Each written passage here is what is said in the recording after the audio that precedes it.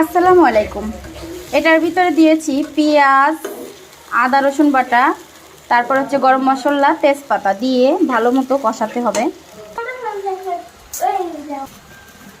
এই যে হচ্ছে মাছ, এই মাছের পিছনে একটা কাহিনী আছে। আসলে এই মাছটা কে কে চিনেন আমি সঠিক বলতে পারি না, তবে এই মাছটার নাম হচ্ছে বোতল কঙ্কন মাছ। এই মাছটা আমার ভাইয়ের মেয়ে মায়ের দায়িত্ব পালন করছে। সেটা হচ্ছে এই মাছটা যখন আমি বাজারে দেখি তখন আমি আসলে খাইতে চাই নাই, বাট বলছি যে এই মাছটা শুধু জাস্ট বলছিলাম যে এই মাছটা আমি টিভিতে দেখছি, কোনো দিন খাইনি বা আমাদের ঢাকায় ওঠে কিনা আমি জানি না।